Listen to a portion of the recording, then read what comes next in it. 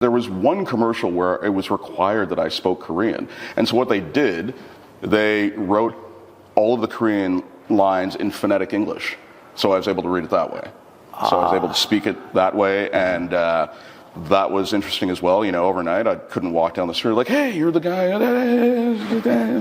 Welcome to the Red Couch. Today on the Red Couch we have a very interesting person who has some Barbadian lineage and some Trinidadian lineage, but is Canadian. And so I'm going to welcome him, Malcolm Bristow, to the Red Couch. Welcome, Malcolm, to the Red Couch. Thank you. It's a long way from your residence, and it is. We met a couple of weeks ago, and I found this gentleman to be truly a fascinating subject, and I wanted to pry a little bit into his career, into his life, and learn a little bit about him. Canadian born and raised, but you have spent probably the better part of your life far, far away from Canada. Far away. Yeah. And I appreciate that introduction. Fascinating. I mean, describing me as fascinating, that's a... And you've got a great voice, which we're going to talk a little bit about, because I believe that that's a God-given talent, and that you have used that in your career too as well. I have. Yeah. So let's pick up the story here now, because this is really now where you are, right? And this is the sort of like the next chapter, right, of your fascinating life today. Shanghai, China. Now you left this sanctity and the security of first of all a Caribbean upbringing, but very middle class Canadian upbringing, really, essentially. But I would think living in Canada, Canada's a lovely place. It's a great life. Your parents are both professionals and so on. To find yourself in Korea, and that's one thing. And now you've switched now, and you've gone over to on a whim, really. So how do you speak Korean? No, I don't. But I did.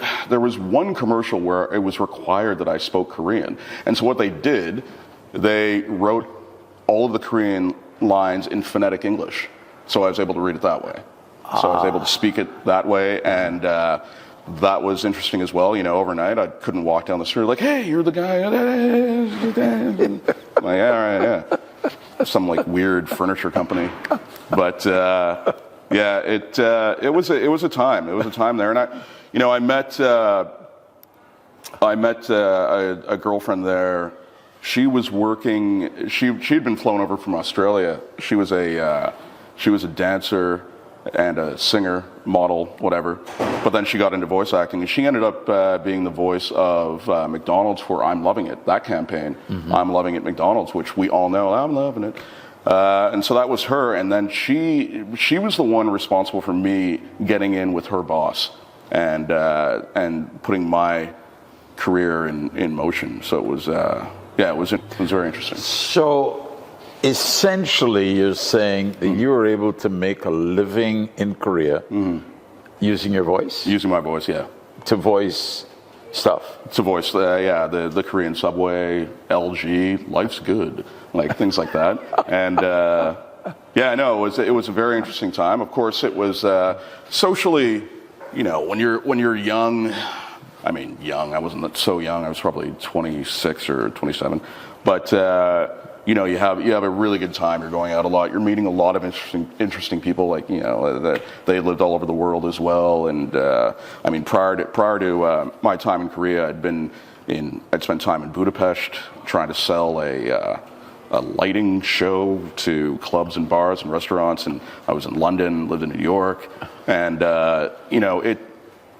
It's something that I do treasure, and I realize these experiences have shaped me. But let's rewind back to let's rewind to Shanghai. Yeah. So when I arrived from Korea to Shanghai, I believed incorrectly that I could follow the same business model that I was using in Seoul for entertainment and voice acting. Voice acting wasn't available to me in Shanghai at all, and the entertainment model that I had did not work out. So then I spent a couple of months trying to figure out what my next move would be. And a lot of that, it's just sitting around in bars and drinking and smoking way too many cigarettes. But I ended up, with the realization my parents put a lot of money and time into my education. Maybe I should fall back on my education, which is advertising, design, marketing, and branding.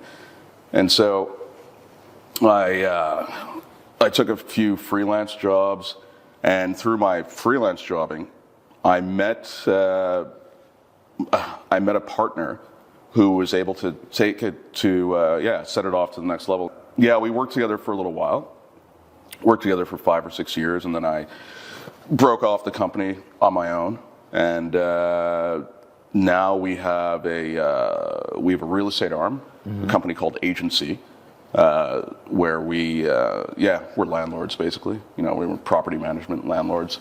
It's that's not the most interesting thing in the world, but it is sustainable and lucrative enough, to support. That brings me to, how many years have you lived in Shanghai? I'm going on year 17 now. Year 17.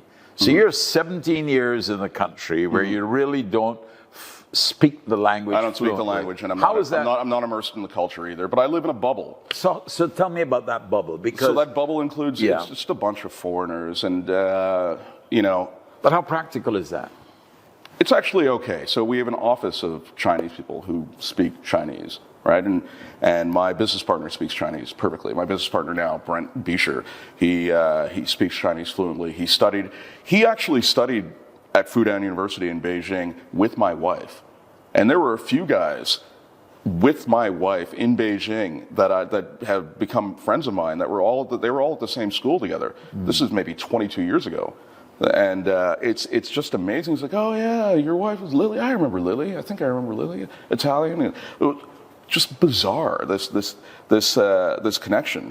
But living and working there without being able to speak the language, sure, it can get embarrassing at times. But it's not as inconvenient as you would think it to be. I mean, we have Didi, Uber, getting around again. My wife is fluent in Mandarin. My kids are fluent. There's always somebody there to translate.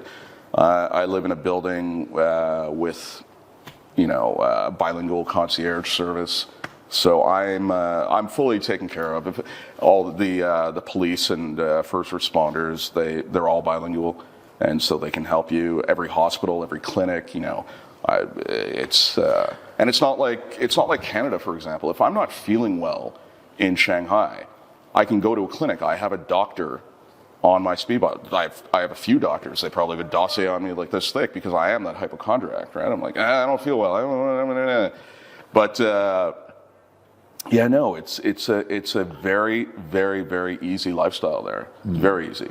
And of course, your visit to Barbados, you have your family has a home here, so you're So we're taking over ownership. I've actually got to get to the bank and sign off on a conveyance for that this afternoon because I'm flying out tomorrow.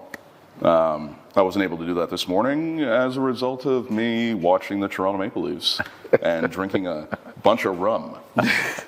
Well, thank you very much for being my guest here on the Red Couch today. And anytime, and when I come back, I'll do it again. We absolutely. We now have a friend in Shanghai. Yeah, you do. So, Anytime you want to come for a visit, I'm open.